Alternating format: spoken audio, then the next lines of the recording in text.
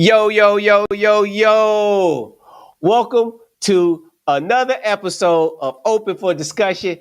I'm your boy, Seymour Reese Ball, and y'all know the deal. When the things scroll down at the bottom, go ahead and tap in and join and be a part of our community because we are a growing community and we appreciate the support.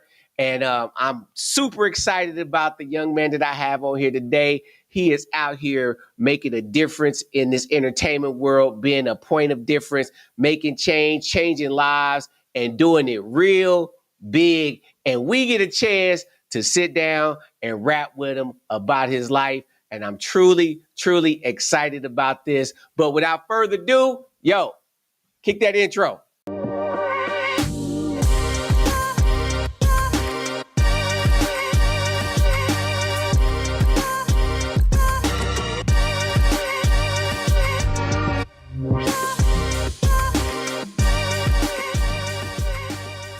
Yo, what's good, Moses? Man. What is good? Man, I tell you, man, God been good, man. I tell you, that's about. It's hard for me to say anything else right now, man. I just look at life and I look at the way things have been folding for me, man.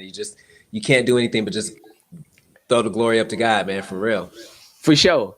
I normally have a real crazy story about how most of my guests come on here because I be Facebook and Instagram stalking people, and then they pull up, and then we turn out to end up being family. But we met years ago. Let's see, it's been over 10 years. Was it 10? It's been over 10. Oh snap! It's been over 10. I think we met at a man's conference in Atlanta. Okay. And it was, I can't remember the conference. But it was something at New Birth. Okay. I can't remember it neither. Yeah, I can't remember, but we it's been over 10 years. I had no idea it was that long, man. Time is flying. Man, hey, all it means is we getting more mature. I ain't gonna say we getting mature, you know what I'm saying? Wiser. Yeah. I'm over 50 now, so it's hey brother, it's a different ball game. You look good for 50, man. All right, I don't think many people would probably look at you and go, yeah, he looked like a 50-year-old brother right there, man. So man, it's the prune juice. It keeps the skin tight. That's good. So you got to get that prune juice circulating in your diet, right? So that you can keep that young look. That's it. Yeah. Man. So where in the world are you? Where in the world are you right now? So I'm currently in Atlanta, Georgia. Okay. That is where I'm at the moment, man. Loving it out here. I love Atlanta. I don't necessarily have any plans on leaving anytime soon, but I didn't have plans on being here this long. So we'll see what happens. You know what I mean? Oh, I dig it. And with the new studios and stuff that's going on, it makes it a whole lot easier that you don't have to go to these major metropolitan areas to try to get the opportunities. So the opportunities are just sitting there right in your backyard, and it's really good. And for some of y'all might have seen him in a couple of things. He was in Night School. He was in Acrimony. He was in For All Mankind. That's it. Yeah. Oh, my best one was he played Teddy Riley in the Bobby Brown story.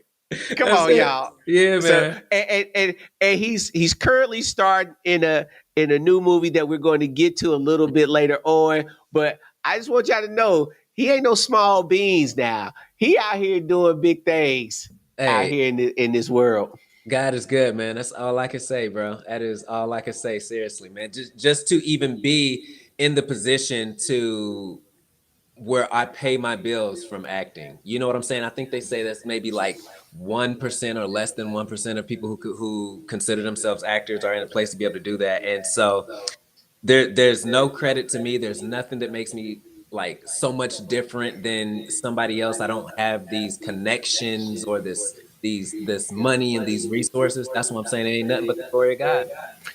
You've been grinding. I have been grinding. That is real. That's real. And the results of sowing seed is the fruit that comes from the grind. Mm-hmm. So it was only a matter of time that the seeds were going to blossom and flourish to produce the fruit that you were working for 10 years Sure. ago, For 15 years sure. ago. So it's great to see you thriving. And I ain't gonna get ahead of myself because I want to save that for the end. But Okay. All but right. All right. you born and raised in Atlanta? No, man. So it's always so funny answering this question because me and my friends get into it a little bit. So when I would say I'm from Indianapolis, right? And I say it like that because I moved to Indy, I don't know, around 7, 5, 6, 7, 8, somewhere around there. I moved to Indy. And like most of my schooling was in Indy, and stuff like that. But I was actually born, believe it or not, in Sioux City, Iowa. Um, so my friend will always be like, "Oh, you got to tell people you from Iowa." Man, I don't remember nothing about Iowa. I can't tell you nothing about Iowa. I'm not gonna tell you I'm from Iowa. He's like, "Nah, you born there, so you gotta say you from Iowa." Nah, I'm from Indianapolis, man. Get out of here. Guess where I'm from? Where? Indianapolis. Oh yeah, yeah, for sure, for sure. East side. Wait, which part of the east side? East side. Okay, 38th cause Street, Sherman, third word, Emerson, Midhoffer. I graduated from Arlington in 1992. bro. So I grew up, especially when I was younger, 42nd and Post. So I'm not too Oh, far. that's my hood. Yes, bro. I went to John Marshall Middle School and then went to Tech High School. So that's crazy, crazy. Where'd you graduate? 2005.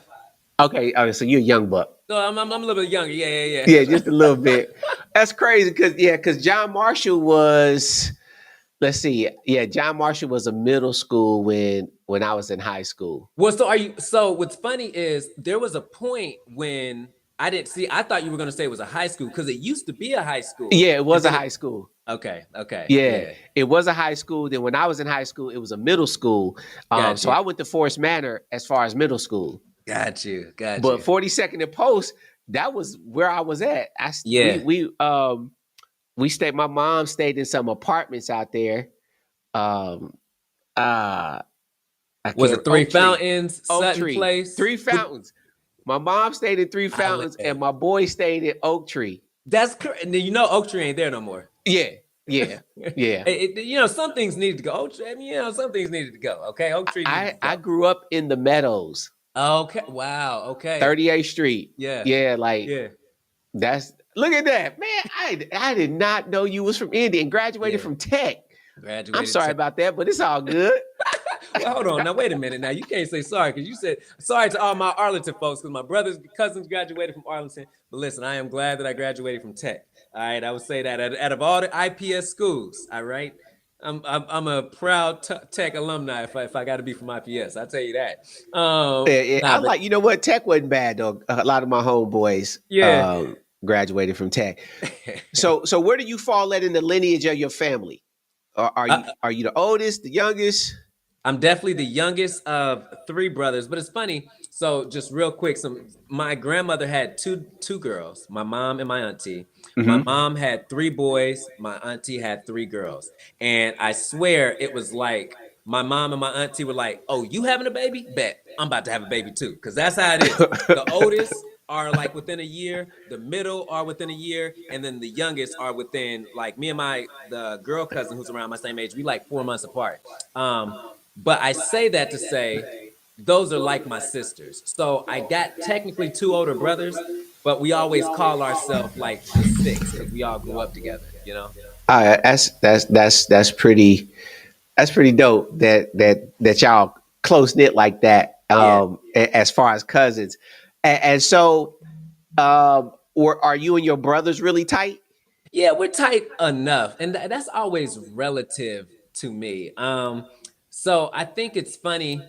Those are my brothers, right? And this is like I'm a big person that's on like titles and stuff like that. So like my kids don't go around. You know how some people, everybody is uncle, auntie, cousin.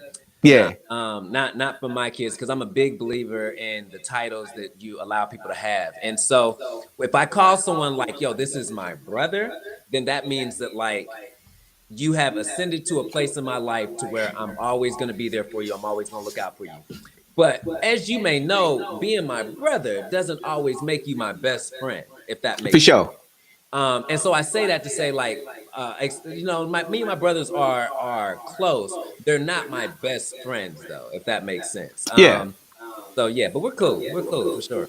I mean, was the dynamic like that even growing up, or were y'all closer growing up, and then as y'all got older, life just kind of just puts people on different path, even family? Yeah, that's a good question. Well, so my oldest brother is 5 years older than me, and so I just think I'm sure there are some people out there where maybe you do have a sibling that's 5 years or plus older than you, but because of that, I just think there's so much life difference in that 5 years, especially growing up, because that means 5 years he could be in ninth grade and I'm in fourth or fifth grade. You know what I'm saying? That's just Right. a huge difference. So just because of that and the way life has transitioned, we've never been the closest. It's always been my older brother who's only a couple years older than me. Um, and then because we grew up, we started working together at the same spot, so we were just kind of always around each other. Um, so we've always been, I would say, in more communication. But they're still my homies though. I just think it was just life that kind of created the connection.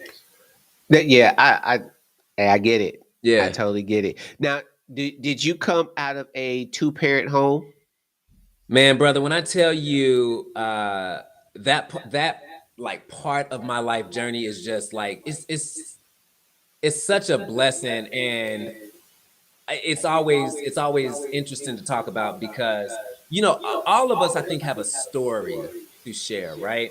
And no, I didn't grow up in a two-parent household, right? Actually, I've never met my father.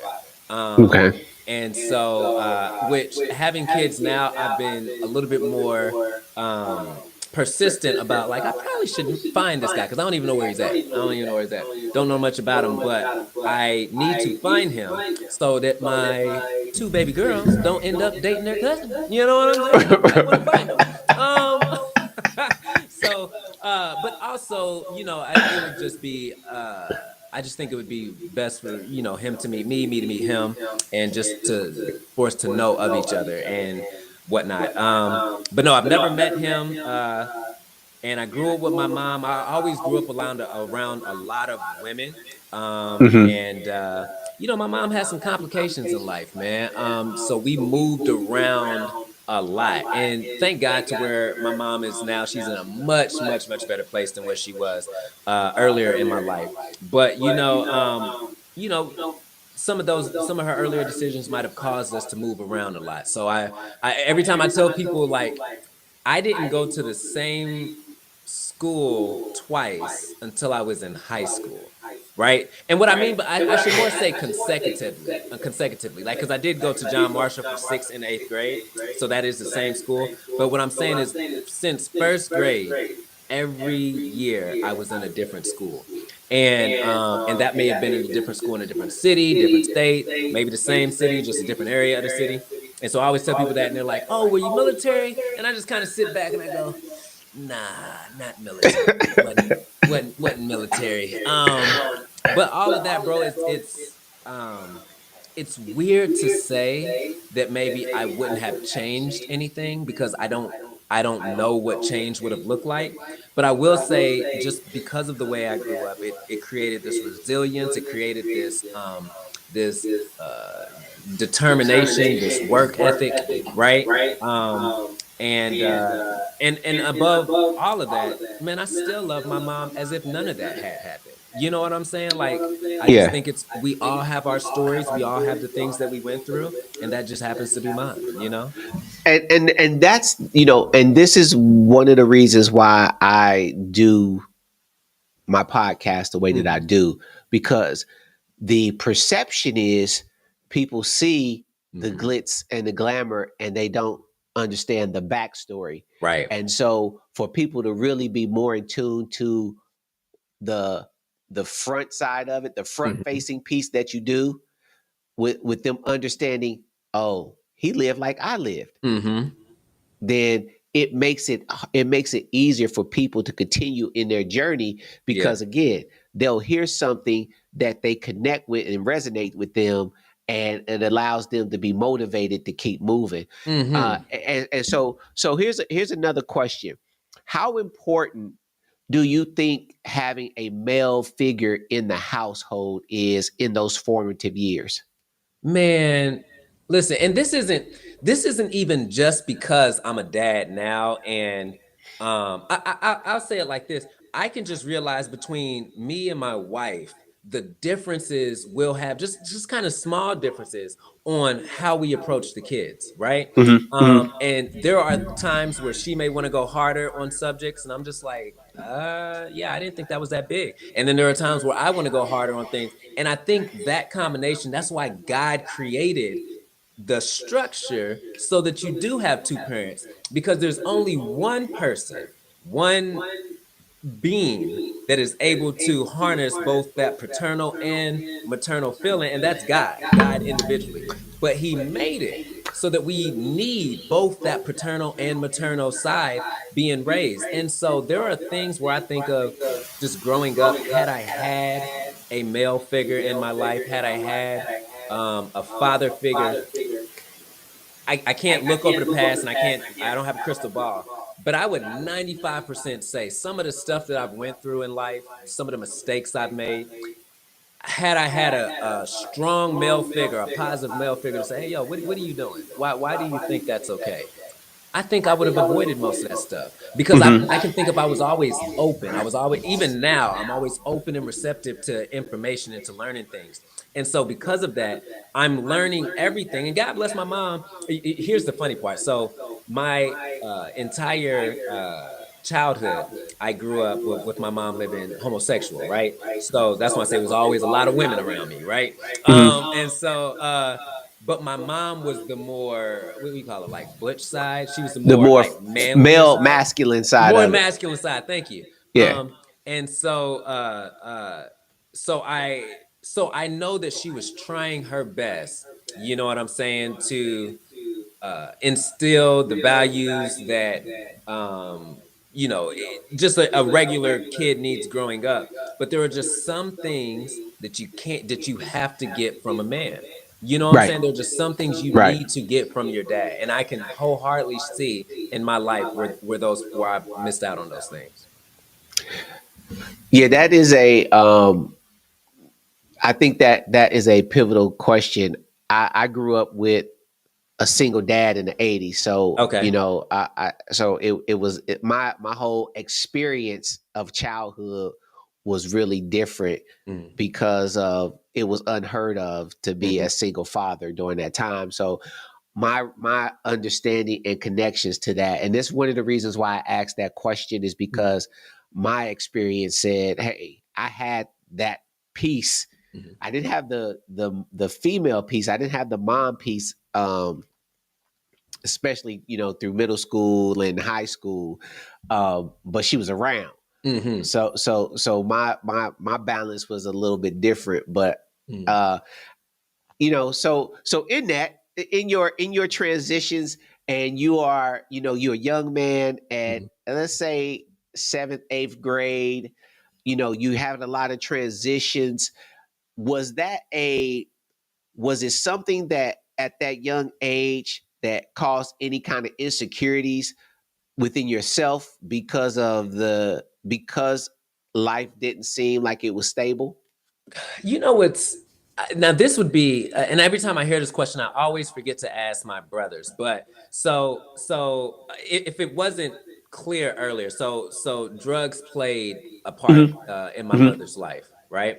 Um, and so I always wonder. So for me growing up, that's just what I knew. I just knew that we moved around. I just knew I'm at new schools. So it was life for me. Whereas with my older brothers who are a little bit older, I do wonder sometimes, if there was an effect on them that maybe I didn't see because I came into it, if that makes sense. Mm-hmm. Because I don't think it was always like that. I don't know. But what I can say is, for whatever reason, um, I don't think I ever had these moments of, man, I'm moving into another school. I'm depressed because I'm leaving that one. Or, bro, there are times where our lights were cut off, the water might have been cut off, like just like, and I don't remember having these super down moments. It was just like, all right, well, we'll figure it out. We'll figure it out at some point. Um, and so the insecurity portion, I don't know, man. I feel like I was a happy kid. I Mm-hmm. knew I was different, especially for my brothers and cousins. I just knew I was a little different. Um, Not necessarily in a good or bad way per se. I just knew I was a little different. So I don't know. I can't really think of any insecurities growing up. Yeah. Okay. I mean, just the transitions and things like that kind of creates these pockets Mm-hmm. where we can internalize that stuff and think it's us and it's our fault and Sure. things like that. And then we start to walk on things. But since that wasn't the case, do you feel like was it hard for you to make connections with friends and things like that, or is it more easier, or was it more easier for you to detach because of the constant move? It was like, okay, these are my friends today. Well, Mm-hmm. they're not. So through life, was that a foundation for you to be able to connect and disconnect, based off of the the multiple transitioning? For sure. It's funny because you got me sitting in my therapy chair now, right? Maurice, you about to start playing therapist here in a minute because you got me realizing some things. No, it's funny. I never thought of it that way, but it's it's funny the way people's relationship works for me. I've always thought about how do I word this, right? So, um, a person's connection or relation to me is really centered around that moment. So right now, there are people that if they passed away, they are really close to me and it would hurt. Mm-hmm. Um, but or I should say maybe let's say a year ago, there might have been people who if they passed away, they were really close to me and they it would have hurt. And nothing has happened with those people, but maybe I just don't talk with them as much to the point where there is a part of, I guess, a little bit of detachment to where if they were to whatever, um, that for some reason my mind has already moved on. And it's not to say that they can't come back, but I do think some of that does stem from my consistent movement. I've never had an issue making friends. Like I said, I would move around. I felt like I was always a happy kid. But I do realize that there's this part of me that is easy for me to not necessarily be not say not be close, but to I To don't know if I have detach. detachment issues, if that Yeah. makes sense. But I will say I want to re-answer your other question because my mind was sitting in middle school and I was thinking like, no, I didn't have many insecurities or transitions in middle school. I think the biggest transition moment I can think of, so again, because there were times when our water would be cut off or like our bills were off, at an early age around 10 or 11, I remember starting to go like, all right, well, let me go around the neighborhood. If I can shovel some snow, I'll grab a few dollars so I can buy some bread or whatever. And so that was always my mindset at an early age. And so what that did is that made me start realizing how I can take care of myself. So by the time I got to around 15 or 16, I was always a little bit younger than everybody else in my class. So when I was 16, I was a senior, right? And by the time I was like 16, I felt like an adult. One of my lights went out, my bad, brother. I felt like an adult. And so what that meant was um, I didn't do well if someone or an adult was trying to control me. Mm-hmm. And so that created some problems around my senior year because I felt very independent. And so I do remember having some transitions and moving around a bit because I felt like, all right, I've been taking care of myself for a while. So if you as an adult think you're going to control me, that's going to be a problem. Right. And so I had some problems with that for a little bit, for sure. And so in that in creating that base, Mm-hmm. that base of starting to become independent, you transitioned through middle school. Were you did any of this thing in any of the things that were happening at home, did it reflect in behaviors at school? Were you a good student? Were your grades good? Were they mediocre? Were you, like most of us could have did better, but did, you know, a C was cool, but Uh-huh. if I would have put a little bit more effort into it, I probably could have got an A in the class and things like that. Was that kind of your journey in school? And the follow up question with that was, once you got into high school and things were a little bit more consistent, and you already said it though, you start to become more independent. Did Mm-hmm. that play a factor into how you moved and navigated through school and followed like a male authoritative piece on coming into you? I know that's a lot that I just said, but No, no, no. Well, let me start with the. Well, no, I can answer the first one. I don't really remember if there were too many behavioral issues. I mean, as a kid, like fourth, fifth grade, yeah, I used to like to talk. I used to laugh. I don't think that stuff stemmed from my home environment by any means. right, But I did that too. yeah, if I was gonna say, I think Yeah, it was like I was just being a every kid, report being card, talk too yeah, much, talk too much, talk. yeah, exactly. That's how that was. By the time I got to high school, though, man, like I said, I think I realized God puts gifts into everyone, right? One of the hardest things sometimes is figuring out what that gift is, right? Mhm.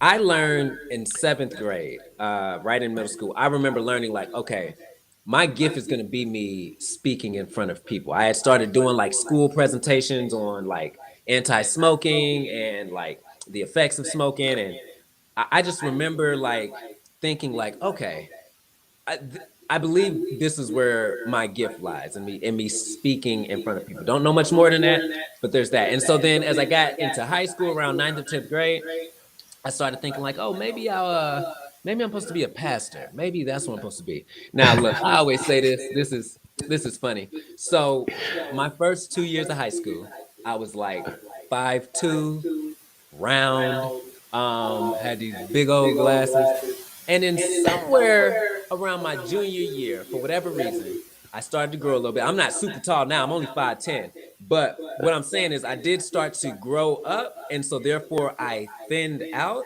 Got some contacts, man. Just started dressing a little different, right? All just like on my own, not because I was like trying to become somebody, but I say that because what happened was I started getting some attention, Right, and right. I realized that Colin left me a little bit once I started getting some attention. Okay, I'm just gonna be honest with you right now. Okay, ninth and 10th grade, he was a pastor, and once that attention came, I was like, "Yo, give me a second. All right, let me see what Right. this life about real quick." And so, but again, and it's so funny. While the transition from maybe wanting to be a pastor has left, that's when I did my first school play my junior year. And I remember doing this play, and I'm like, oh, I didn't realize that you could have this influence on people from the stage. Like, I didn't know this medium. Because again, I knew I wanted to speak in front of people. I knew I wanted to do something in the field of like persuasion and influence. And so I'm like, what is this? What is this theater thing? Did it play? I'm like, oh, did another play my senior year. And I'm like, I think this is where I use that gift. And so that's how I end up getting into acting. But from the behavior standpoint, nah, even in college, I started getting, even when I was shorter and round, there was a confidence that I had about myself that I guess just didn't lend itself to me being this kind of troublemaking kid or worrying about my grades. Like, I wasn't a genius, but I don't think I had bad grades in high school. You Oh, know what I'm okay. saying? Yeah. Yeah. Hey, I Yeah. mean, you know what I'm saying? Like, Yeah, for sure. this cool thing, I just look back and like, man, if I'd have took it just a little bit A more little bit. seriously, Right. just a little bit, Mm-hmm. the education side of it would have took me somewhere totally different than where it took me. For sure. Uh, so you really got the acting bug in high school. Right. You started to get your swag on, so Man. now you starting to get this attention, and you know that right there can be just as addictive as anything else. Yes. The addictive drug of attention, and now you getting a little swag, and you got people starting to check on you, and Yeah. you can start to believe your own hype after a while. Absolutely. Yeah, Absolutely. yeah, it is a yeah. It can go sideways real quick. But Yeah. okay, so in that you started to see like, all right, this acting thing is where it's at. Now, Mm-hmm. being in the school that you was, it was a magnet program. So it had things there for Mm-hmm. kids that were specializing in certain things. Mm-hmm. Was theater one of the things that was part of your school's magnet program, or was it just that you enjoyed theater and it just became the thing that you did? So what's funny is that's a good question. So the magnet program at Tech was, or at least one of the magnets was, kind of like TV production. Um, so it wasn't, although they did have a really good theater program, they did have theater. I don't think that was the magnet though. If I'm not mistaken, I want to say I thought Broad Ripple's magnet might have been theater. I don't know, but I Yeah, I remember. think Broad Ripple had the theater magnet. I do too, yeah. Yeah. But ours was like camera work. And so, which is actually what my degree is. I went to Ball State and got my degree in film production. And then I ended up minoring in theater because I just happened to fall into theater. Like, I didn't plan on doing that by any means. I just fell into it. And I was like, oh, this is cool. But I still enjoyed the idea of film production, which is why I got my degree in that. And the idea was always, all right, if it takes too long for me to become an actor or it doesn't work, I can fall back on this film production degree. Let me just say for everybody, I do not believe in plan Bs no more. Like, I think if you have a plan B, you put a lot of energy into making plan B your plan A. Don't have a plan B. Put all the energy into plan A. That's I 1000% believe in that. Plan Bs are set up to become success. Oh, I totally agree, and that's a word right there. You know what I'm Yeah. saying? Because um, when you create a plan B, you are Mm-hmm. actually creating the doubt and creating the path to plan B. Yep. You know, Straight up.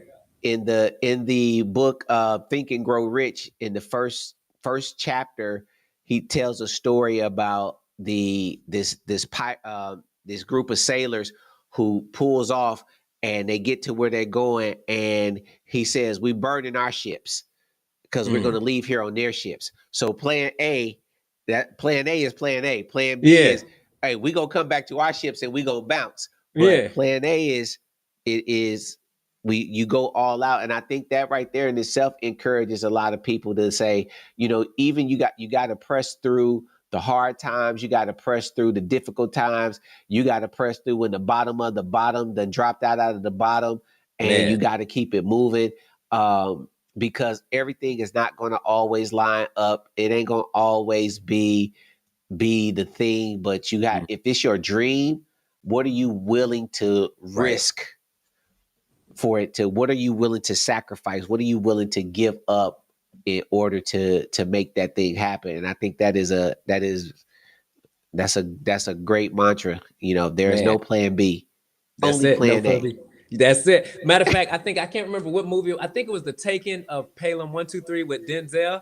But man, what was the Gibson? What's his Mel name? The Gibson. actor Mel Gibson. He Yeah. said that's what he said. He said Plan B is to enforce Plan A, and I used to write that saying. And his character was name was Ryder. That used to be my signature in my thing. Was Plan B is to enforce Plan A, Ryder, because that was what I lived on. I'm like, oh, that's it. That makes so much sense to me. Yeah, Yeah, I like that.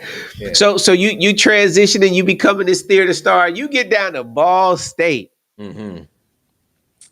Okay, hey, I mean I done had a few parties at Ball State, Uh-huh. Yeah, one man. or two. So you get to Ball State as a freshman. What was Mm-hmm. what was life like as a freshman on campus at Ball State? Man, brother, when I just tell you, I just loved college, right? Um, I just think with one at Ball State, and this was kind of like it was kind of a con, but it also had its pro. It wasn't a lot of black people at Ball Right, State, you know, right. so the community was somewhat small compared to the rest of the campus. But man, I thoroughly just enjoyed it. It was so fun, met so many people. When I think of the people that I still am close with, most of them are from college, you know what I'm saying?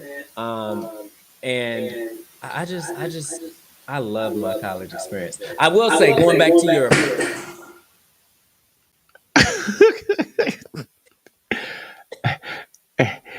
bad, bro. I think something fell in my shower. But sorry about that. I will say, kind of going back to your question earlier, where you mentioned the father. Um, Uh-huh. there are things where I start thinking of like, all right, had I had a father figure, because again, I came into attention my late junior year and then senior year, and then Uh-huh. so now I come into college and I'm still, for lack of better words, learning what it is to have this attention. And so I don't think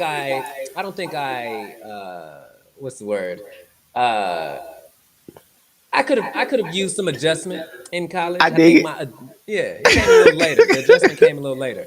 Um, but I enjoyed college. Not even from just like that standpoint. I just enjoyed my ability to get in campus, get involved. I thoroughly rest my head on the fact that I was so involved in college. Like um, I I felt like I was one of those guys that was very well known, and not well known in the sense of just being popular, because I was involved in a lot of things. You know what I'm Right. saying? Right. I enjoyed my pledging experience, being an alpha. No. Did not enjoy this pledging experience. I enjoyed being an alpha. I was And gonna get to that. I was gonna get to that. So, these are non-hazing organizations. So right. the experience was just a very mental experience. For sure, absolutely. Yeah, You know, Alpha Phi Alpha is a non-hazing organization, and so there was no hazing in my process, for but sure. for sure, absolutely, without a doubt, none. And None. but if there's anything, I just remember hearing just some of the mantra of some of my big brothers. They lived on this saying called "no excuses," and that is something I live by to this day. Um, which is, you either get it done or you don't, right? And that is, for someone like me, I could be a very black or white person, but Hmm. that mantra only furthered that process. And I take that today. Like if I'm talking to someone and they're asking for acting advice, or that, they're asking for anything, at some point we have a discussion, and if you start giving me the, well, yeah, I would do this, but hey, you're either gonna do it or you're not. Like, I don't need to hear all that other stuff, because Right. when you want something to happen, it's gonna happen. If you want to create all the excuses on why it can't happen, you will always be able to find an excuse for anything. And that's the one thing I loved about Alpha, was they really helped me to learn that mantra. You know what I'm saying? So Yeah, yeah, that tools of incompetencies are used to build monuments of nothingness, of and nothingness. You already uh, know about it. You know about it, Mo. I don't know nothing about it. I just heard that Yeah. once or twice. I heard it once or twice. Now, Okay. Okay. so when you got to campus, Hmm. and you were seeing the organizations, Hmm. what was it about Alpha that stood out over the other three organizations? Because I'm pretty sure the other one wasn't even an option. So you know what's funny though? Actually, we did. We had all five. Uh huh. of the MPHC male or fraternities at my college. And now, granted, again, it's not a lot of black people, so none of them was really robust. I remember at one point we had like uh, 10, 10 alphas on the yard, and we felt like we were thriving just because, again, you didn't have a lot of numbers like that. So to have Right. 10 bruhs on the yard was tight. But nevertheless, um, it's so funny. So coming from high school, when I was in high school and pretty much all my life up until I became like an adult, I had this infatuation. I have to use that word because it wasn't just a like or love. I had an infatuation with the color red. Like I was wanting, that was like, it meant so much to me. I had so much power every time I put on red. I loved everything about red, right? And so um, ironically, though, my freshman year, there were no like kappas on the yard or anything like that. Um, but I remember I used to not even knowing because I knew nothing about Greek life, nothing about it coming into college. But I used to say that all my freshman year, like, man, I ain't pledging no frat, I ain't doing no frat. But if I was gonna do a frat, I'd do Kappa because I like red, right? And then it wasn't until one of the alphas came up and was talking with me, and this is the beauty of it. He came up and he simply was like, "Yo, man, I think you'd make a great Greek member." He was like, "So, I just think you should. I think you should just research him and check him out." And so obviously, I'm like, "All right, well, he's cool. He's an alpha." So I researched it, but I actually did my thorough research on all of them, including Kappa, because I knew how much I loved red. But the more I just looked into alpha, right? And I'm just like, all right, how we're the first, how like when I think of alphas tend to be leaders, they tend to be the ones at the front of the line, you know what I'm saying? And I'm like, yo, these values really sit with me. You know what I'm saying? So do I want to be about the values or do I really want to be about just some color? You know what I'm saying? Right. Because black and gold they are not my favorite colors by any means, but it's so much bigger than that. You know what I'm saying? And when I looked, I'm like, yo, this org really resonates with me. And man, it has. I'm telling you, I love everything about Alpha. I really do. I mean, and that's um yeah, the like I was 92, I was Indiana State, Uh huh. and so you go what is more visible with what on campus, Mm. and and and so a lot of my friends did what was visible. Like my Hmm. boy, he pledged Sigma at Ball State. Okay. My homegirl, a few of my homegirls, they went AK'd at Ball State. Um, so even now you just see who's visible, what's Hmm. visible. And my son is going to be transitioning to IUPUI here shortly. Okay. Well, they're changing it to just IU Indiana Oh, okay. and Indianapolis, IU Indianapolis. So they dropped the Purdue portion of it, Interesting. Okay. and um, so he has this desire to go Kappa, Okay. and I have really, really, really, really close friends that are like his uncles. That's Hmm. Kappas. His Uh-huh. godfather is an Omega, Hmm. but for some reason the boy, I was like, hey, Hey, I'm but supporting whatever, it's like, hey, I just, but it's just funny that I look at that and say, man, I don't like, my wife's a Delta. okay, okay. So he's kind of around Greek life a little Hmm. bit, but he seen him strolling on TikTok, and that boy Yeah. he just want to He be strolling. he can't So so wait. you so you in college, you're doing your college thing. You're thriving. You are so what after you graduated college? Hmm. What was life like after that? And did you meet your wife in college? Did you meet your Right. wife as you was out in the as you started to get at the college and y'all, Mhm. y'all got married?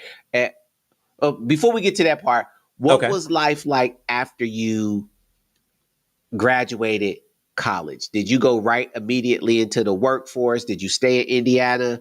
What happened after you graduated? I knew. Okay, so I don't have many regrets in life, right? I think everything happens for a reason, right? But if there's any regret that I do have, when I came into college as a freshman, I came in knowing that I would be in college 5 years because I was planning on double majoring. I was planning Mm, on majoring in film production and in theater. And you could get a theater degree. Anybody can get a general theater degree. But to have the acting option, where that's like part of your degree, you had to audition for that. mm, And I auditioned my freshman year, didn't get into the acting program. Auditioned my sophomore year, didn't get in. And then my junior year, um, this is when you talk about feeling yourself.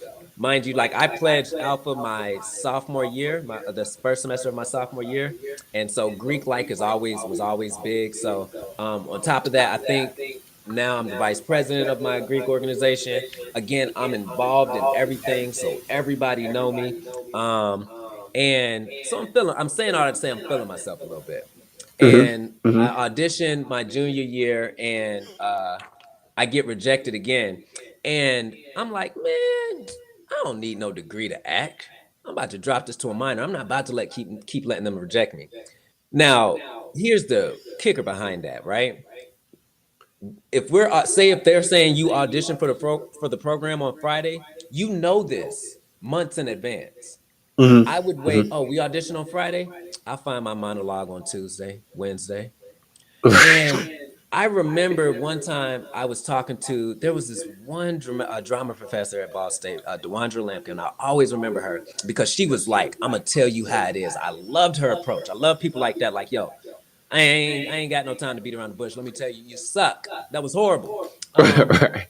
and um, and so one time she pulled me again. It's not that many black people at Ball State, so hmm that means there's also not that many black people probably auditioning for this theatrical musical theater program. So you stick out. I remember one of my professors there, Michael Dane. He told me the same thing. I used to fall asleep in one of his classes. He pulled me aside. He's like, "Hey man, I'm gonna just be real with you. You're black in my class. Like you stand out. I see you when you fall asleep. Okay, you got to stop doing that." Um, and I always appreciated him. He's such a great professor. I enjoyed it. But no, I remember Miss Dewandra. She pulled me. She was like, Moses, I don't know, but it feels like you are just putting your monologue together right before this audition. It feels like that. She had no idea that every year I'm waiting till a day or two before studying. And but what she knew is what she felt, and she could see in my work, like, hey, this don't look like the work of someone who's been putting work in on this audition. And we feel hmm that. And so I was too busy because I was feeling myself. I took offense to it instead of putting in the work to just to do what's needed to get accepted into the program. Ball State had amazing opportunities for people that were in that program. They would go and they would audition for agents and stuff like that, and do these showcases in I think New York and LA. But you had to be in the acting program to get that, and so I never got that opportunity because I didn't do the work to get in. That's only one of the few regrets I have in life. So I say that to say I knew when I graduated I could not be go back to Indianapolis, right? There was nothing acting wise in Indiana. This is For sure. 2010. Right. So I'm like, I could go to Chicago, but to me, Chicago always had this like, if you want to be in stand-up comedy or something like that, it had that scene there. I Yeah. didn't see Yeah. it as a scene to launch an acting career. I just didn't. I knew it had a market, but not this big one. Because I didn't get accepted into the acting program, I convinced myself that I did not need to go to New York or LA. I was like, those markets are too huge. Those are for the people with the education who are coming with the degrees. I'm gonna be too small of a fish trying to compete. So I said, what's another kind of market that I can go to? And at the time, I heard Atlanta was developing a market, and I heard Austin, Texas was developing a market. And I was like, oh, I don't know. One of them I'm gonna go to. And I was like, man, I'm gonna go out here to Atlanta. And I thank God because we see what Atlanta has become. And you probably don't even know much about any filming happening in Austin, right? So Right. I was blessed that God led me that way because had I went that way, we might not be having this interview. I might be working on somebody's corporate job as who knows what I'd be doing because the market just never materialized like that there. Mhm. But a week after I graduated, I moved to Atlanta. I was like, I'm not wasting no time. You go back home, you get comfortable. Nope. I need to go ahead and start this grind now. So I moved to Atlanta and I didn't this is where mentorship really comes in. So if I can always tell people like, yo, if you can find a mentor, find someone, you really need to do that because there was a lot of mistakes I made coming to Atlanta, Mhm. trying to get my career off the ground. I mean, they were learning mistakes, so I'm not mad that I went through them, but they weren't needed. Like some of the stuff I went through, or some of the projects I was a part of, kind of, just took some time. They didn't help me develop in any way.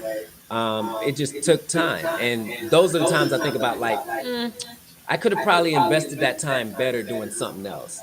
But I Mhm. didn't have a mentor, so I'm trying to figure this thing out on my own. And that's what it was. But my wife, yeah, she went to Ball State as well, and so she Really? was right there with me. She was like, "Oh, you going to Atlanta? All right, I'm coming too." So yeah, Man, so is your wife from Indy? no, it's funny. My wife is actually from Colorado. Oh, okay. Okay. Yeah, yeah, yeah. So Colorado yeah, to man. Ball State. Yeah, right. And funny thing about her is she wasn't even. I think she was supposed to be going to like Kansas State or one of them schools out there near Denver. And I think like a couple days before she would have started school, something happened and she was enrolled at Ball State. So it's just funny how life has its way of meeting people, and it's turns, man. But that by far. I will say until my dying days, like just the support I get from my wife is so instrumental in my Mhm. success. Um, I don't I don't think I would be where I would be right now if it wasn't for her. You know what I'm saying? Her ability to support me and everything like that. So having a key support person behind you, I think is, and granted, I know I have a lot of friends that aren't married and are just as successful or even more. But there is something to having someone that's got your back. You know what I'm saying? Oh, for sure. For Yeah. sure. So when you so how long y'all been married? Wait, pause 1 second. Let me switch this over real quick. That's this one.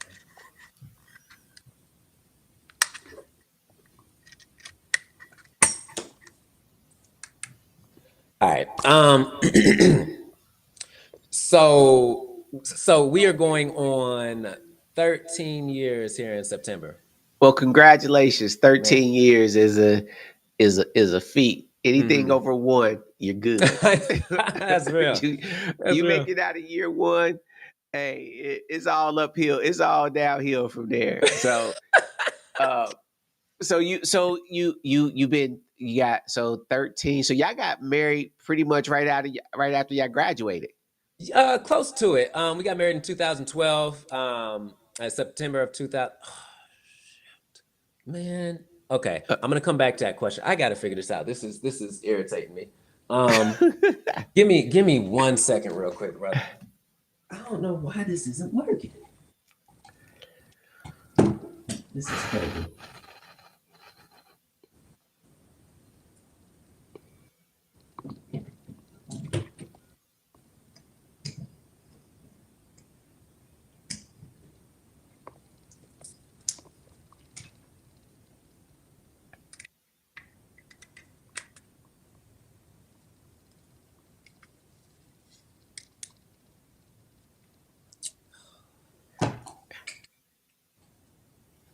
Oh, maybe I should do that.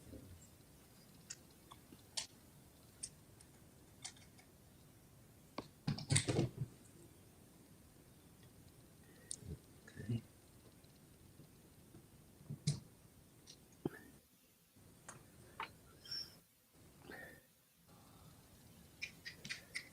Almost ready. One more sec.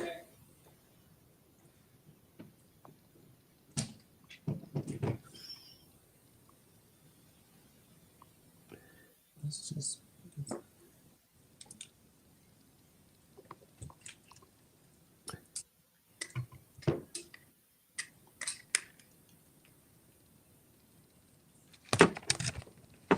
Okay, I got it now. We in business. No more interruptions. I got it now, man. Jiminy Christmas. It's crazy. All right. Jeez. All right. Golly. All right. Um. Okay. Ready? Yep. All right. Yeah. No. So, we came to Atlanta the summer of 2010, and then got married in September of 2012. So, I mean, I guess a couple years. But we knew each other all through college. Like she came a year after I did, and again, the population ain't that Right. big. So we knew each other the 4 years previous. Okay. Now, Yeah. in being married, being young, being married, being Hmm. just new out of college, how important do you believe having an example of a married couple is to a young couple? Now, Hmm. now the flip side of that question is: did she come from a two parent family, Hmm. and was it easier for you to adjust at being a husband without having the male role model or example at what a husband is? No, absolutely. That's to this day. That's the toughest part about being a husband is because I didn't know what that looked like growing up. I didn't know what being a husband looked like. I didn't know what being a father looked like. Right. So these are things that I'm learning on the fly. It's so funny. Early on in our marriage, I remember it was so much that I didn't think I was being selfish, but there was so much selfish things I was doing because like she may have an issue with something and I'm like, well, that sounds like an issue you have to figure out. Like I don't need to figure that out. Like I'm not what that got to do with that's you that feel like that. Right. And in general, that's not a recipe for any kind of success, whether it was marriage, friendship, and like you should never respond in that way. But I just remember like just that kind of thinking, like, unless you can prove I'm doing something wrong here, why is this an issue or why is that an issue? Um, and Now she did see marriage for a portion of her life. Her mom had married her stepfather, but then he had passed away a little bit later in life, or but early for her. But Hmm. she did still have her original father in her life, and so she did have both parents. And so she has seen examples of what some things work, some don't. But man, having a example in general, like I think whether it's career wise, whether it's friendship wise, whether it's relationship wise, if you can find someone who you can look up to in a sense and say, okay, they have something I aspire to, then what it Hmm. does is it gives you a sense of security of like, okay, I can see where they're at. That's something I can see that I can continue to strive for that. This isn't like seeing Oprah and going, oh, Oprah has $1 billion. I want $1 billion. Because unless you know her, that may not seem reachable. But if your auntie has $1 billion and you Right. have access to her all the time, well, then that may feel like a little bit more reachable. So when you have people that you can reach out to, it's monumental in marriage. We didn't have that early on. And so there were a lot of, again, just like some of that selfish mindset that I had because I didn't have examples, especially not only of successful marriage, but just again of just like really good men, like good fathers, good husbands, good men. For someone to be like, "Hey, bro, what are you doing? That's stupid. You can't think like that. You can't say those kind of things. You can't act Right. like that." You know. Right. And so, but she's just like I'm telling you, my wife is just it's one of a kind. I didn't realize until like year 9, year 10, when like I'll be on set and I'm talking to other guys who are married, and they'll be talking about some of the things that some of the issues they have, and I'm like, wait, your wife was tripping about that, or oh wait, you can't do that because your wife oh wow, man, your wife ain't gonna. And I'm just realizing like, man, my wife don't trip about none of that stuff. Like, and I'm not necessarily. I know everybody's mind is probably gonna go to like intimate stuff, and I'm not even talking like stuff like that. I'm talking like just like scheduling and stuff like that. But when I tell you that, especially in the last 5 or 6 years since I've been like, that's how I pay my bills is from acting. Mm-hmm. I may get Mm-hmm. an audition Monday night, especially before COVID. I might get an audition Monday night and need to be in LA Tuesday morning, or I'll book a job Tuesday and they're like, "Hey, we need you in New Mexico Wednesday," right? In the 15 years that we've been together, there's not one time I've come to my wife and been like, yo, I gotta head out tomorrow morning, or I gotta leave out in a few hours. And she's been like, but wait, I gotta work, or what about the kids, or even just a smack of the lips or a deep sigh. Not one time. You know what I'm saying? And I think for a long time, I took that for granted because I'm thinking that's just being married. Like I Right. felt like I would do the same for her. Like if that was a situation, I feel like I would. But one, I don't know because I hadn't been put in that situation like that. But also just talking to other married men, because it can be tough being married to an actor. You know what I'm saying? Like depending on what your boundaries are, it's the again what schedule. You know what I'm saying? Right. Like Right. you can Right. plan vacation, but also plan to not have vacation, if you know what I mean. Right. Like it's like it can be really tough. And then just the anxiety that can come with a career that is so like I never have stability. You know what and some Right. do. I guess if you book a series regular on a show like Grey's Anatomy and you know they're filming from January to September, then you have stability from January to September. But when Right. September comes, you have no idea if you're getting another season. You have no idea if in the next season you're going to be in it. It's such a unstable job, which means there can be unstable finances, and having the ability to be able to just not. This is where you got to have a real tight grip with Christ and just realize, Right. like, yo, and I say this to my dying day. I've had a ton of success in acting, and I still feel like there's mountains I can climb and learn. But if God told me today, like, hey, you've done enough there, I need you over in this field, I go in a heartbeat. That's my dedication to Christ. And because of that, I think that's why I've been so successful. It's not so much as a Moses journey as I'm big about like I'm constantly thinking, yo, how can I find ways to move people towards the kingdom? And right now, if somebody watches this and they're like, oh, this dude has all this acting success, let me tell you, yes, I hustled. You can hustle the exact same way I did, but without Christ, I do not think you have the same result. I really don't. Like it's without a doubt because I give my glory to Christ. Without a doubt. 100%. Yeah. I think um that is the base for everything. Mm-hmm. That is the foundation for all of it. Now, what year, what age did you actually come into a solid relationship with God? Was it one time you got saved and you rode this thing out, or did you get saved and then you kind of was playing around, then you jumped back in and was like, "Yo, I'm gonna be serious this time." You know, what was your Christ experience?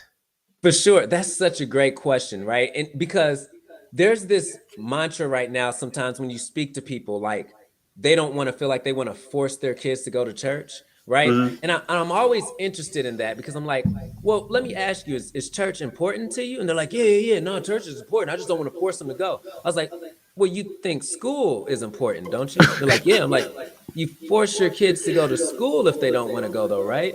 And that's when people start, well, and I'm like, I'm not saying anything here other than I don't think you value it as important as you probably say it is, right? Right. That's the only point I make to people, because when you think something is important, you will force your kids to go. That being said, that was my story. My grandmother, when like one of those times I was living with my grandmother, and she forced all three of us to go, me and my two older brothers, and they did not take well to that. Like I think once they got of age, they pulled away from the church. but Uh-huh. it had a tremendous effect on me. I enjoyed church. I enjoyed going. I enjoyed learning about God. I enjoyed the activities.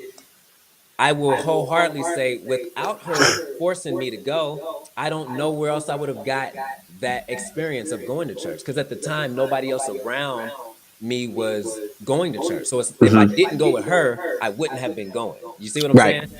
And Right. from that moment, and I lived with her for when I was in fifth grade, I believe. Yeah, fifth grade. I lived with her, and that's when that really started happening. And from that moment, I think I gave my life to Christ sometime maybe in between that and sixth grade. And from that moment, I've never had a moment where I'm like, I don't believe in Christ. I don't believe in being a Christian. I don't. I just haven't had that moment. There have been times where I've tarried, meaning like there have been times where it's just like, yo, I hear you saying you believe in Christ, but your actions are not very Christ-like right now. And you know, Right. and so I'm Right. human. I've made a lot of mistakes. And we all But have. as we all have, right? I Right. think sometimes that's the thing. Like there's this thought sometimes that like when you become Christian, all of a sudden you're supposed to be like no longer be able to make a mistake. And it's like no, we're still human, right? But Yeah. you definitely need to strive to be different. You don't need to be of the world. You know what I'm saying? Uh but anywho, yeah. So that has such a tremendous effect on me. Her forcing us to go to church, and even in college, like we had a college ministry called Impact. I was part of Impact. I was at church a lot during college. I've just always church has always been so instrumental for me to the point where um like I said, it had its ups and flows where it was important, and then there were other times where it's like, all right, I believe in Christ, and I may not have been actively living it like that. And so when me and my wife moved to Georgia, we were living together, and I remember we got involved with a church down here. Uh, Pastor Gregory, what's it? I think his church now is Linked Up Church. It wasn't at the time; he was at a different church. But we came down here and we started going to what was Faith Christian Center. And Pastor Gregory, man, he knew how to deliver a word. And I just remember starting to feel convicted, like, yo, Uh-huh. what am I doing? Like, I'm living with this girl who I'm not married to. We're doing things that married people should be doing. And so that when that lease was up, me and my wife moved into separate apartments. We moved into apartments across from each other. Um, just because again, that's how much it meant to me that like, yo, we got to start being better examples. Um, and then a little bit later, I proposed. Obviously, I made some mistakes because we ended up having a kid like a month after I got married, which means I didn't wait until I got married to start having, stuff. But But again, it it's okay because yeah, the baby was supposed to come when the baby was supposed to come. absolutely, straight up, You, yeah. you know what I'm saying? Like this is what as a pastor, as a that has a child Mm-hmm. that is a PK, but because I'm cut from a different cloth, Mm-hmm. I don't hold fast to the religious uh expectations of church. And I think that's Mm. what normally happens with people is that they get locked into the Mm-hmm. religious condemnation side of church, which Right. then ends up pushing people away and not understanding that if you go through Genesis to Revelations, there's only one perfect. So if you put a column over here that says perfect and a column over here that says imperfect, everybody else except the one is going to be over here. Except the one. That's it. Genesis to Revelations, everybody else falls in this category, and everybody after Revelations fall in this category, and Yeah. everybody that's gonna come in is gonna fall in this category. So to not have the pressure of trying to live up to the expectations of being a perfect Christian, um, is freedom. You know what I Yes, it mean? is, man. Yes, it Is is. freedom, and so when I hear story like we all have a life prior to getting saved. Yeah. We all have some moments where um, God was not a priority, Yes. and the things of God wasn't a priority, and so you live this life which is called experience, Mm-hmm. and then those things then become connection points into people's lives because if you never experienced it, how can you then say something to me? Right. You know, like the journey that you've been on, you walked off a path. Somebody Mhm. else is on that path that I might Mhm. not be able to reach, but you have Mhm. a lifeline to them. And Yeah. it's because you was on that path doing whatever it was. Like I I got some stuff. I could connect on a whole bunch of different For stuff, you know what sure. I mean? But it's all part of what God uses to be able to give him the glory that one, Yeah. you're not that person anymore, Mhm. right? And that somebody again who is stumbling down this path, Mhm. that they have some reference point to say, okay, you might not do what I did to get off the path, but at least you have some guardrails somewhere where you can lean and say, oh, okay, let me try it. I ain't got nothing Yeah. else to lose. You know what I mean? So Yeah. and so that's why when I'm in this whole thing, I don't even tell people I'm a pastor because immediately you put me in a box. Yep. Immediately Absolutely. you think that you're supposed to act a certain way, and you're Shoot, supposed to, pastor. yeah, sit up, and you're supposed to not cuss and smoke Yeah. and whatever it is that you do. Yeah. And like, I'm not offended by any of that. You know what Mhm. I'm saying? And so as you're walking in this life, Mhm. you have a baby, you now a father, you're trying to figure out how to be a husband. Mhm. Um, what was one of the toughest things that you say from a career piece that you faced and from being married that you faced? Yeah. I I would just say the I think it's tough to give 100% to being a husband, give 100% to being a father, and give 100% to building a career. I think it might be different if my career is already set and then I Uh-huh. become a husband and then I could be a father, which if we look at the way that the Bible has it lined out, it kind of goes that way, but that's a whole nother story, right? Like he set it up, but for some reason we don't follow. And so but because that was my journey, like trying to be a father, be a husband, two things I have no example of what looks like as great. I have no example what a great husband looks. I don't want to say no example, but I didn't grow up seeing like, oh, this is what a great husband looks like. I didn't Right. grow up seeing like this is what a great father looks like. And I have no idea how to become this great actor, right? So I'm learning all three of these things on my own. What that means is there are a lot of years of, oh, you're really fathering well, and you're doing great at being a husband. I don't know where your career is at. Oh, career is starting to go off, and now, oh, me and wifey are on great terms.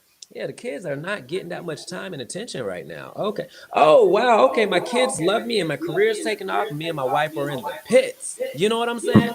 Right. Um, Right. and so I think that's the biggest thing. Whenever I meet anybody who's not struggling, who's striving to like really have success in acting, if they don't have kids, I say wait,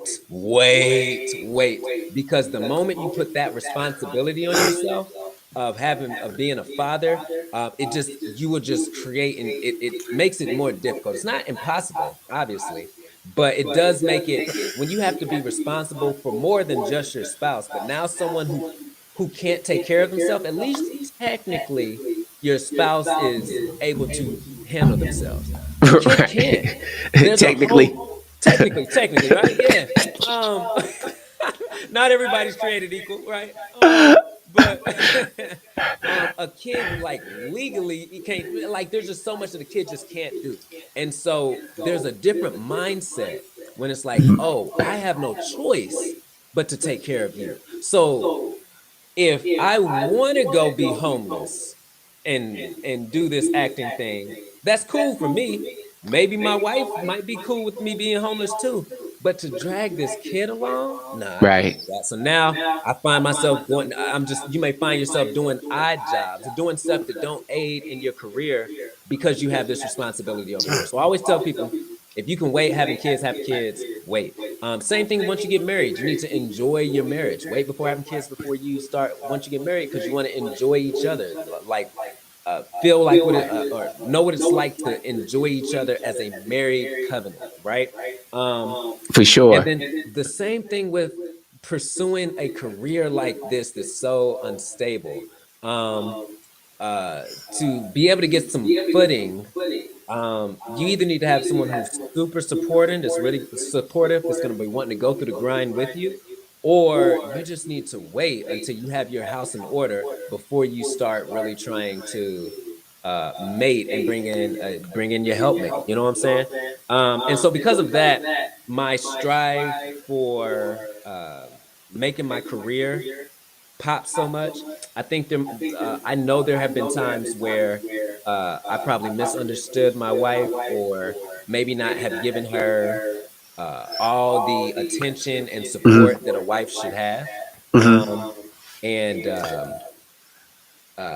I know for a fact that that has happened, and I'm and so that's one of the big things that comes to mind when you ask me some of the things that have suffered because trying to make those two happen at the same time. That's I think the first thing that comes to mind. Yeah. So how do you find this thing called balance? Mm-hmm. And I don't think that it's defined differently for everybody else, Mm-hmm. because balance, what people think is two scales on one end, right, and they're equally seeing the equal Mm-hmm. time, right? But what happens when when you have an oblong shape that just doesn't fit? Like acting, it's not a flat piece. It's Right. a awkward kind of shape. Yeah. The How do you find the balance in that? You know what I mean? Yeah. Where it's not Mm-hmm. the No, no, no. That's good, man. One, this is where communication is paramount. It's key, right? So uh I think because that's I love that you painted that picture. It's not always the scales are equal. Maybe it is a little bit more of I'm giving more to my career right now, and maybe I'm not able to give as much to my marriage right now. But it's that works if the communication is there, because maybe your partner may be willing to support that. They may be able to go, right, okay, hey, I know for a season you may not be as present here at home as I would love, because but at least I know why, and we've talked and I'm in agreement with you. Because if they're not in agreement with you, then you need to figure out how to make sure, okay, all right, so right now that's not the time for this season, so I got to find some time to make maybe them balance a little bit more, which means maybe I can't take every job that I would have decide or wanted to take, or maybe I don't take the jobs far away. There's got to be some sacrifice, right? right, Um, right, um, and even and I say there has to be some sacrifice, because even if wife is in agreement that like there may be a season where I'm not as present, that's still a sacrifice. You're still sacrificing here, right? So it's not all, flowers and high grassy fields. So I think that's the biggest thing is if you have a significant other, it's got to be active communication. Really check in, brother. I cannot tell you how many guys. So there's this thing in acting, right, what we call types, right? Understanding your type, right? Are mhm, you the Shamar Moore kind of guy, meaning like they're gonna expect you to be the love interest in every film, or uh-huh, are you the, Martin Lawrence kind of like comedic, like they expect you to be funny in this film? Like you need to understand what is your type. Because if you are the Shamar Moore type, the trying to think who sex symbol, the the right, exactly. yeah, Like if that is what you fit, you need to make sure that you have a partner that understands that. right, Because not right, everybody hears acting and thinks, oh, that means you about to be doing sex scenes and being kissing on everybody. Because you don't have to. Like, right. I think you're about to see a movie come out here in December or November called The Love Doctor. It's a Christmas movie. I want to say, don't quote me, but I want to say that might be your first time seeing me kiss on film in 14 years. You know what I'm saying? So and maybe I have had some like smaller stuff. I don't know, but my point is I have not made a career from being a sex symbol doing all of this intimate stuff. You know what I'm Right. saying? You Right. don't have to do that. Um, but I can't tell you how many times I talk to guys who I'm like, if you did your education, you know you fit that guy next door. Like you fit that type of guy. Of course, people are going to look at you as a love interest. How is your significant other having issues with you kissing somebody? I don't blame them. I blame you because that lets me know that you did not make something clear to them. Because there's no way that, again, if you look like, Shamar Moore or Michael B. Jordan or whatever, if you look like one of these guys who the the ladies are going to be falling for, you had to have had some kind of conversation with your significant other and say, hey, I need you to really understand what this. That's what I did. I don't even know if I fit in that category, if I'm being 100 with you. But every woman that I've ever been with, before, especially up until like I met my wife, I'm always just like, hey, I need you to know I'm pursuing acting and we need to talk about what that could entail. I need you to know, are you comfortable with this stuff? What aren't you Uh-huh. comfortable with? Yeah. So, Man, yeah. that's and you look at people that's in the industry that get overshadowed, that's been like Denzel, Mm-hmm. like Samuel L. Jackson, like um her name Viola Davis. Mm-hmm. You know, they got these long lasting 30 plus year marriages that gets overshadowed by all the heartbreaks and hookups and all this other stuff. So you could actually be in the industry and have Mm-hmm. a successful, thriving marriage. Yeah. And I think it goes back to what you're saying is if you're not communicating that, hey, Mm-hmm. there's this scene or there's this right here or Mm-hmm. this, then that can create the insecurity, which can Right. create the trust issues, which then Right. creates all the other stuff that daisy chains along with that. So even though Absolutely. you got the gig and you working, you sitting there in the back of your mind getting text every so often because Mm-hmm. your mate is like, where you at? What you doing? What is it? Yep. What is Yep. it? And then you're not at peace. So Mm-hmm. that is that's I Paramount. wouldn't want to live like that. No, So absolutely. so you moving in the acting thing, you land you some spots, you land you some things. How did you come to land this particular role? And for y'all who don't know, he is in the movie The Naked Gun. It is a Uh-huh. remake from a late 80s, early 90s kind of film that Mm-hmm. was slapstick comedy and was one of my favorite. Naked Gun 33 and the third. Yeah. All of them were amazing, funny movies to me. Wow. And how did you come across that particular role, and how excited was you when they just said we're going to cast you as the as this role?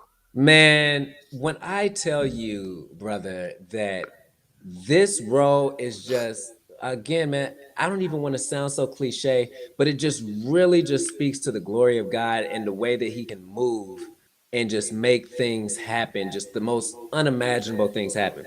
So here's the kicker with The Naked Gun, right? That's not, I didn't audition to be Norberg Jr. or what's considered OJ's son, right? Uh-huh. That wasn't Uh-huh. the audition. I auditioned for another role in the movie.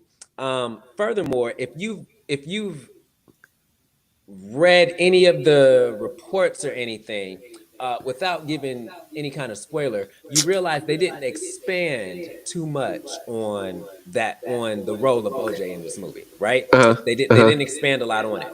Um, so the role that I auditioned for was it was a bigger role that went to another very talented actor.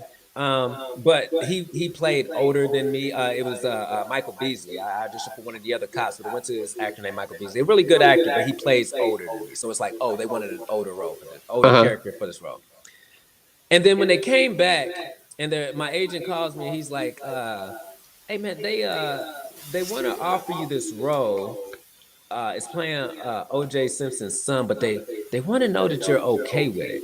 And I'm like, uh, should I not be okay with it? Like, what are you not saying here? And he's like, no, no, no. Like, I tell my agent, hey, man, me and him so cool. He's like, no, no, no. I think they're just worried because it's OJ's son, or just maybe the connection to OJ. I'm like, yeah, yeah, yeah, that's cool. Because for me, I actually did not grow up on the Naked Gun movies, right? Right. So I like whenever you get an audition, you do like your research on the audition. So when I remember I got it, I went and checked out the movies. I'm like, oh, these things are hilarious. You know what I'm saying? I didn't really know about them. Um, and so I was like, oh, okay. I get off the phone with him. I call like 4 or 5 other friends. I'm like, yo, they asking me to do this, OJ, this role. Like they're asking me if I'm okay. Like, is it something I'm missing? Because like, why they asking me that? That's never happened. And they're like, nah, everybody just saying the same thing. So I'm like, all right, cool. Again, they didn't expand on the role for the movie. So I'm thinking like this is just something I'm doing. It's gonna be done and over with. And then the trailer comes out, and my part is the highlight of the trailer. I'm seeing articles with my Right. face on it being written. They're doing all these things. When you see them publicize the movie, these different people are writing blogs, and they're like, "Yeah, the stars of the movie are Liam Neeson, Paul Hauser Walker, and Moses Jones." I'm like, "Oh, they calling me a star." Bro, there are times I see my name above Buster Rhymes, above Cody Rhodes, and these are like, big people in their right field, but still like people like celebrities. I'm like, oh, they think I'm up here with the, and that's my thing. Like it's so funny. This is why I like what's for you is for you, and you got to be confident that if you are truly giving everything to God, He's using it for a reason. Because some of the other things, like I could have looked at somebody else's role and been like, oh, that might be a little bigger, that bigger. But I was invited to the premiere. You know what I'm saying? Like Right. everybody didn't get invited to the premiere. And it just goes to show you, man, like that role has been such a blessing in my life. And it was fun. It was fun. Everybody was cool. It was just it was a great experience, man. Go check out The Naked Gun if you haven't. I think you will thoroughly enjoy it. So I see the commercial. Uh-huh. So this is how I'm watching. I was watching something. The commercial comes up, and everybody's looking at their Yep. picture, right? And then I see So they show the OJ picture, uh-huh. and then it cuts to you. I was like, Mm-mm. yo, I was like, that's my man. Yeah. I was like, yo, that's dope. So, Man. and then I think you posted something. I think I shot you something like, congratulations on the Uh-huh. position, man. And then, but here's one of the other roles that like, that I like, that was, it was a smaller cameo, but Uh-huh. it was, I was like, yo, that's my man. Night School. Man. And Kevin Hart's out there spinning as the Uh-huh. chicken spinning the thing, and you pull up to him, and, Right. and you like, get a real job. Uh-huh. Yeah, man. Just again, just another. I've been blessed, bro, to work with some amazing people. Like even that, just working with Kevin Hart, working with Tyler Perry, working with Donald Glover, working on Snowfall and This Is Us, and I was in the Madden game. Yeah, I seen that. Yeah, bro, like I've just been blessed to just have such a robust career. Like to be able to I've done Hallmark movies. So I have some friends where their resume is kind of like all in the same audience is what I would say. Meaning Uh like huh. Uh huh. I don't know if the people that watch Power are the people that watch Hallmark, if that makes sense. You know what I'm Right, for saying? sure, for sure. Or the Goldbergs. That was a show that was on for 10 seasons. I don't know if those people are the same people that watch Atlanta. You know what I'm Right, saying? So, right. but to have, I just don't, I, I don't know if there's a genre that I don't have a project in, and that's just crazy to think of. Like because I still. By all means, I think maybe most of your audience aren't gonna see me and go like, "Oh, I know that dude." meaning like I still have I'm not a familiar face yet. I'm not a Uh-huh. familiar name. And to have so much experience, to have such a resume in such a various diverse and such a, to have such a diverse resume is just such a major blessing. I have to, because sometimes as a creative, the mindset is go go go, grind grind grind. I'm very big about like I'll hear you mention these projects I'm in, and I have to sit back and think like, oh, I did do Night School with Kevin Hart, or I did do those projects with Tyler Perry, or I did do this show, that show. Because in my mind, where I'm trying to get to, Uh-huh. I'm like, yeah, this was cool, but it's not there. So that's cool. I did it. Let me keep running until I get there. And my wife is always big about, yo, hey, I need you to take a moment and just appreciate where For you're at. sure. You know what I'm saying? For Um, sure. yeah, yeah, man. Definitely that. Do you have the desire to want to get into directing?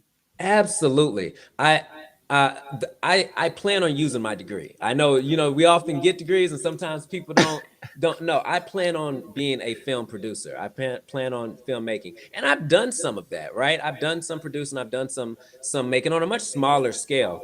But if my career goes the way that I would hope it goes and it's in alignment with Christ, I would say I would love for it to be on the same path as like a Ben Affleck or a Michael B. Jordan, meaning these were people that were very successful actors that then pivoted and became very successful as producers and directors. Yeah. Um, Yeah. I know it's not even just me. It's been confirmed. It's been affirmed. I know that directing is in my future. Like there's just a gift there, and I think maybe because it's not something I've done a lot. I don't know if it's. I just haven't. I'm cautious stepping into it a little bit because you want to do it right and everything. But I know that's something I want to do. I've been writing, just to create more characters for myself, a little bit more diverse characters for myself.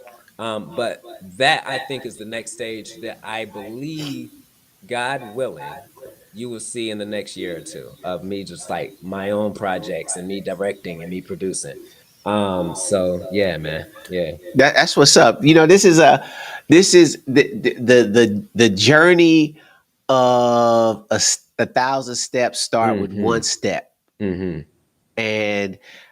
And when you look back over like your if people go to your IMDb. IMDb There you go.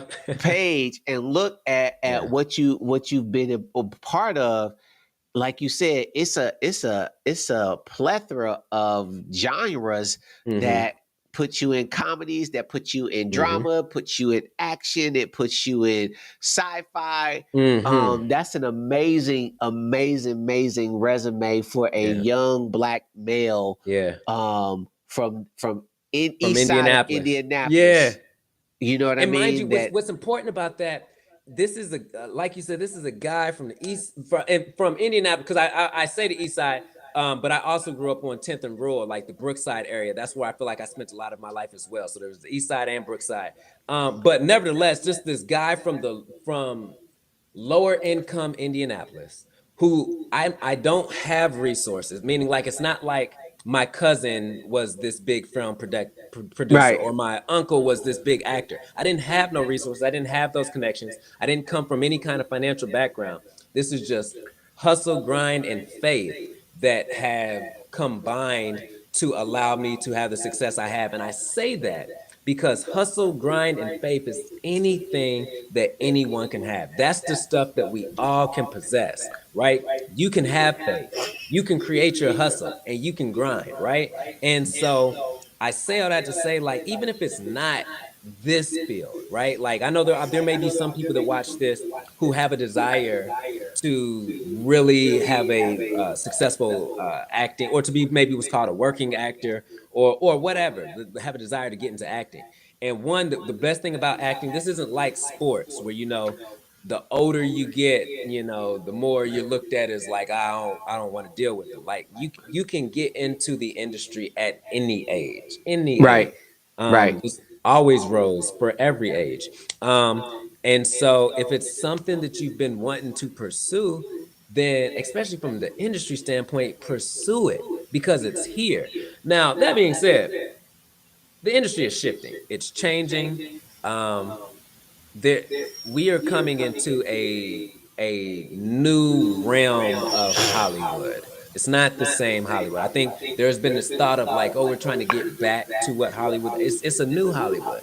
Right. I don't think anybody knows except those that are like really up there what this new Hollywood is going to look like. And I just say that to say what is big right now is content creation. And I think there's this thought that you have to wait for someone to give you an opportunity to act. No, you can act in content creation.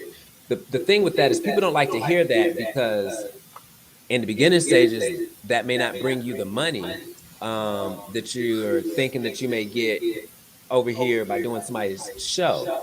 But one, you can make a lot of money in content creation. Okay, let me just. Nobody's told you that. Let For me let sure. you know. I had one friend. His name is Jamal the Creative. He posted this one time, but he was just like, "Yo, I made 110,000 in the last 2 months." He's a content creator, like putting stuff up on YouTube, creating skits with him and his wife. Like there's a lot of money in content creation. But also I get that there are people that want to do the TV and film and do the traditional acting, and like that's still where I'm at, and I enjoy it. My whole point is it's there for you, it's here. You just have to, it's not easy because For there's a lot sure. of people that want to do it. But it's here if you put the work and the grind in for it. Sorry, that's a Man, slight PSA there. that's saying a lot. You know what I mean? The Yeah. grind is with anything. Mm-hmm. Um, hard work beats talent when talent don't want to work hard. Mm-hmm. Oh, that's good. That's And good. so, you know, you got to put the grind in. You got to grind no matter what it is. If you want to be a school teacher and you want to be the best school teacher, guess what? It's going to take a grind. Absolutely. If you peeling potatoes and you want to be the best potato peeler, guess what? Right. It's going to Yep. take a grind. So the craft is the craft. The Yeah. work is the work. Mm-hmm. So, but the work ethic that comes along with that, you can change the craft all you want. All you want. The work ethic is still the work ethic. You got So it. look, hey, look, let y'all go check him out. Yeah, Here man. he is on that's his IG, y'all. That's it. Go follow it. Go follow him on IG. Go make the connections. I'm real big on mentorship. You might not get to get directly mentored by him in the physical form, Mm-hmm. but if you engage with his content, then guess what? You are able to be mentored by him because he is putting his content up there. Here Mm-hmm. he is on TikTok. That's TikTok. Go follow him on TikTok. Go engage his content on TikTok. Just Mm-hmm. follow what he has going on. Yeah, And man. if y'all can't get him there, or we can't get him on IG, you can't get him on TikTok, just go to his website. Hey. For sure, man. Go to his website and follow him and connect with his content Mm-hmm. and connect and engage with him. He's an amazing young man. Follow him on all these social media platforms and everything like that. That is the go Yes. engage. Go check out Naked Gun. Check it out. It is I already know it's funny. I hadn't had a chance to go see it yet, but I'm definitely going to make my way into the theaters to go see it. Yeah. But I know it's good comedy. It's a Mm-hmm. good old school fashion comedy thing that I like the slapstick comedy Yeah. and it's nostalgia for me because those were my movies back in the day, Man. and I just enjoyed them. But I got one last question that I want to ask you before we get out of here. And yo, just real quick before you ask your Mhm. question, I just want to say, just kind of on your social media piece, like especially, I don't know how long, as crazy as this may sound, I don't know how long I will be like accessible, right? But I'm accessible now, meaning Right. like if you hit me on social media and you like got legit questions on like I don't know. You got questions. I respond back. So don't feel like he said, man, engage with me. If it's something that you got a question with, don't hesitate to reach out, man. Because I know what it's like to not have anybody who has a foot in the industry. So you out here kind of going with like a chicken with his head cut off. But I don't mind sharing anything that has been beneficial to help me. Okay, sorry, that's it. But you know what? No, no, no. But let's just stay there for a minute. Hmm. That's real big. I want y'all to hear what he just said. He said, right now, Hmm. he's accessible. It's easy for you to just jump in his DMs Hmm. and slide him a question Hmm. because there's going to come a time where these are millions of followers and you're going to Hmm. get caught up in the shuffle. For sure. And so right now, if you have the desire to act, Mhm. don't be hitting them up trying to get on. You know what I'm saying? Hey, can you put me on? Right, right.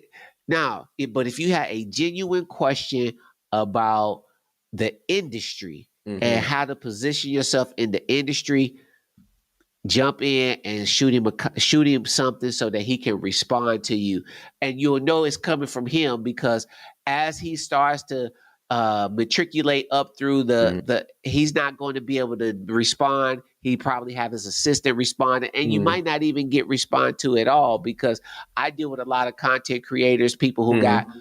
all these followers and things like that. And the way that there's a system to how I get Hmm. people on my podcast that is unorthodox, and it's through just like he said. Hmm.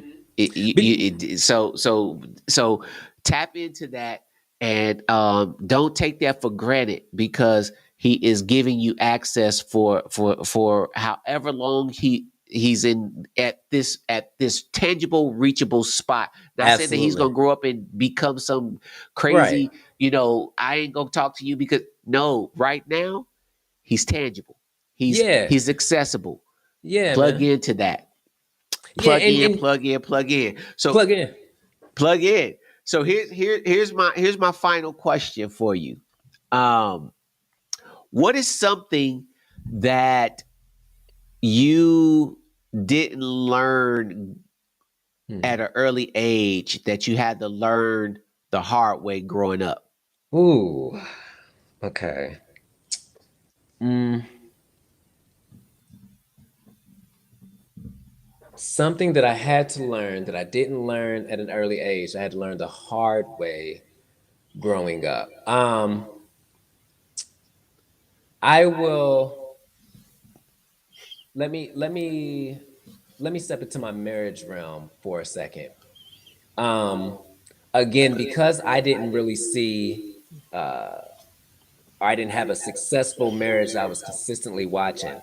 I think I struggled in the sense of in all the premarital training, in all of the uh, uh, counseling courses I went through for marriage, one thing that was never really explained to me was the idea of like human development, right? And what that essentially means is uh, you and your significant other can have bonded over drinking orange juice, right? Say that's the thing, like you bond over drinking orange juice, and then you guys just love orange juice so much, you get married loving orange juice. And then 2 years in, it could just be like, hey, you know what? I don't like orange juice no more. I don't know why. I just don't. And Mm-hmm. so what can happen is you start thinking like, well, man, am I getting the wrong orange juice? Like, did I do something to make you like orange juice? Or why you tripping? Like, we like orange juice. You need to go back to liking orange juice. Instead of realizing just like, yo, we grow. And it may sound so small and minute, but we grow things we like at one point. Sometimes we just don't like anymore. And that's what I call human development. And what can happen is if you're not in tune with that, then when changes come in your relationship, then you can process them incorrectly, which can have uh, tremendous effects on your marriage. So that's one thing that I think I would have loved for someone to have said to me, Mm-hmm. especially early on when I was not even married, just in a relationship general, like, hey, have room, have patience, have leave space so that your significant other can feel comfortable when change with them starts to happen. I think that's probably a huge thing for me. That was something I pretty much had to learn the hard way. You know what I'm saying? Yeah, Um, that's big. yeah. Growth, allowing the growth to happen, Hmm. and then not becoming frustrated Right. with the growth. Yeah, Absolutely. that is definitely a key to successful a successful marriage, Hmm. and I think that right there in itself Yeah. touches touches a lot of people because it just does. Okay, for sure. For I sure. it because I can spin off of that Uh-huh. and keep it going. But hey, you got anything else you want to say to the people before we get up out of here? Man, I just want to just coming back to the social media piece one more time. I'll remember I'm on set with this actor that I remember watching as a kid, and I'm like next to him, so I'm like, all right, this is early in my career though, but I take this moment, I'm like, I'm gonna ask him. I say, hey, person, um, like hey, like what advice you got, man, for the young bull trying to become like you, what can I do? And the person was just like, yeah, man, just keep going, just keep trying. And I'm thinking, that's got to be the most horrible piece of advice that you could keep going. That's all you got. Right, right, But what I realized once I was able to come down, I'm like, yeah, the truth is that was just a bad question. Like, what was he gonna? Yeah, actually, I got this 10-step rule book here. First one, you'll start with number one. Here, what you like that. So my point in saying is not even just for me, but anytime you have the possibility to reach out to someone who can be influential to you in any way, find a way to develop questions that are really try to find a way to develop non-generalized questions. Find specific questions because then what happens is whoever you're talking to, they go, "Oh, this person's just a little bit more serious than everybody else who comes up and says, "Hey, how can I be an actor?" That right, is such a general question. Yo, how can I get on TV? Again, another general question. These are things that you probably can Google. But if you came up, and I don't know, this is me just spitballing, but if you come up and you just like, hey, um, I'm trying to figure out which city that I should be working in because I live here and this, I don't know, something that's just like, oh, okay, I can see you've done some research. This is not such a generalized question. And this is probably something you can see that I might have some experience in. Now I feel more inclined to not only answer your question, but possibly even see you through to it. And that has been so right. instrumental for me. I can't tell you the amount of people that's looked out for me. Because I'm always, when I get on set with people, I'm always trying to figure out is there something I can ask you that might can help me advance? And not everybody do I ask questions to. I didn't have a question for Kevin Hart. All right. But I'm not that I couldn't, just like I just didn't like and but sometimes you see some people and you just like, yo, I just gotta ask you this. And when that happens, especially if done correctly, like these people remember you, they want to help see you transition. So find a way to create very like specific good questions. Yeah. I think that's valuable information, because you want to be memorable. Yeah, man. You want people to know they may not remember your name, but if they Hmm. see you again, Yo, we that talked about such and such, right? You asked me. yeah, Right. yeah, the impression that you leave on people through your questioning is It's paramount, man. yeah, it is. Well, look, y'all, you've been chilling with C. Maurice Ball and MoJo up in this piece. Yes, sir. Hey, we love you like a play cousin. I'm out. Peace. Let's go.